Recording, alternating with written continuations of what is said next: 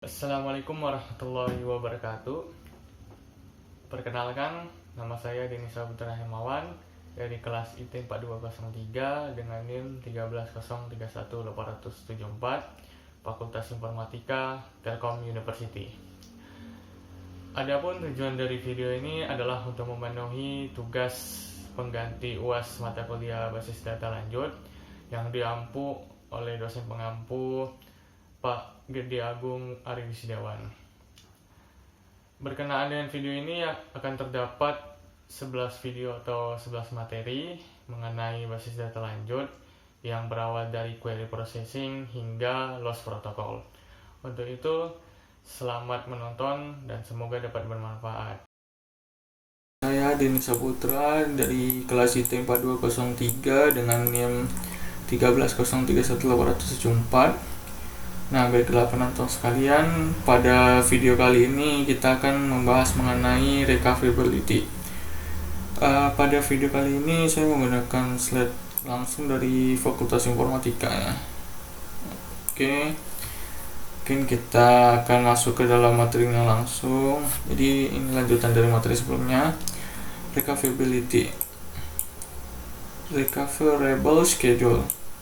If a transaction di tabel TJ reach data item previously written by a transaction TI, then the commit operation of TI must appear before the commit operation of TJ. Jadi jika ada pada suatu transaksi TJ nih ya kan, dia baca sebuah data item sebelum dia menulis by a transaction TI, lalu akan melakukan commit operasi. Jadi itu tuh commitnya tuh harus ada sebelum before the commit operation of TJ. Jadi di TI itu kalau mau dia nge-read harus commit dulu gitu sebelum TJ. Jadi misalnya ini, the following schedule is not recoverable if T9 atau yang ini ya kan, commit immediately after the read operation. Jadi bisa dilihat di T8 kan yang nge-read lalu nge-write, terus pas di T9 dia juga nge-read A, langsung dia immediately commit di commit, maka following schedule is not recoverable. Kalau dia langsung commit gini dia nggak recoverable seperti teori yang di atas. Jadi if T8 should abort, ya, kalau misalnya T8 itu harus dibatalkan, si T9 ini harus will have read and possibly shown to the user and inconsistent database state, as database must ensure the schedule are recoverable. Oke, semoga dapat dipahami. Kita lanjut ke slide selanjutnya. Cascading ada yang dinamakan dengan cascading rollback. A single transaction failure leads to a series of transaction rollback. Jadi ada sebuah single transaksi yang gagal gitu kan, akan menghasilkan rollback gitu. Consider the following schedule where none of the transaction has yet commit, so the schedule is recoverable. Jadi bisa dilihat di schedule di bawah ini ya. Si T10 kan dia nge-read awalnya, terus nge-read B, baru read A. Si T11 dia akan read A, read A.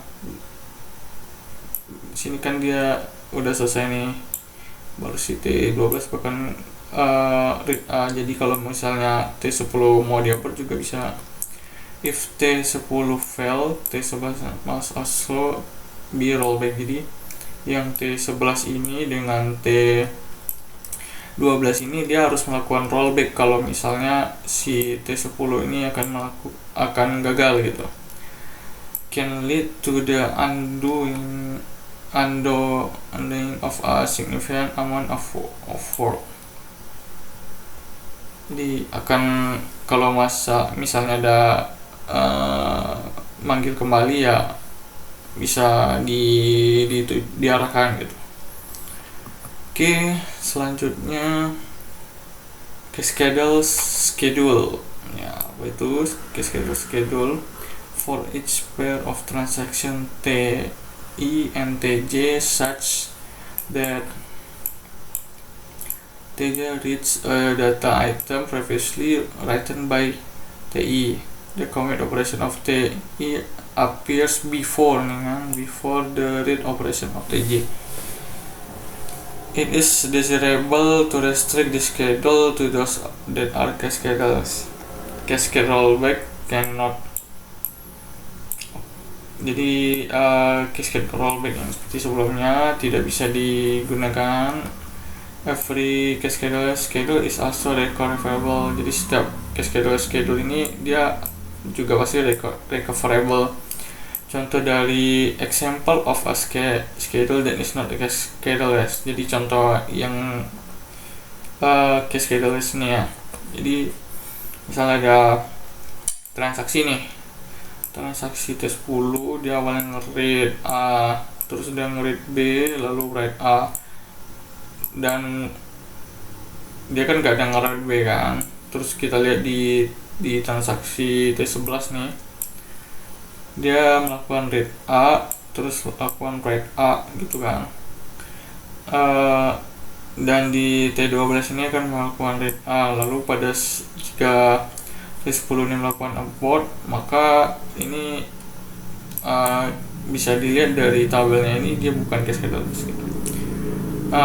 Ini dari teori yang di atasnya, for each pair of transaction ini such that TJ reads a data item previously written by TI. Jadi TJ ini kan yang sini lah ya kan, dia nge-read yang telah ditulis sebelumnya oleh TI gitu. Nah, ini terus commit operasi akan ada sebelum operasi of TJ. Jadi sebelum ada commit di sini kalau dia cascade gitu. Oke, lanjut video slide-nya. Schedule implementation for database consistency. DBMS must provide a mechanism that will ensure that all possible schedules are both conflict reliable. Ada di video yang lain. Terus recoverable and preferable cascadeless. Nah, lanjut. This mechanism is called concurrency control protocol. Jadi mekanisme ini disebut dengan kayak sebuah protokol yang bersama gitu lah, which trade off between the amount of concurrency they allow and how simple they handle the serializability and recoverability. Nah, sebagai contoh nih, if the mechanism policy is only one transaction can execute at a time, it will generate a serial schedule. Jadi kalau misalnya ada sebuah peraturan atau kebijakan nih, hanya ada satu transaksi kan yang bisa dieksekusi, maka ini akan mengenerate serial schedule, indicating low concurrency but easier recoverability. There are many protocol, but we will discuss just one of those mengenai locking. Jadi nanti akan ada protokol ya yang ada di ini, tapi di video selanjutnya mungkin kita akan hanya membahas mengenai locking protokol. Nah, baiklah, sekian dari video kali ini. Semoga dapat dipahami dan bermanfaat. Terima kasih telah menonton. Sekian dari saya. Assalamualaikum warahmatullahi wabarakatuh.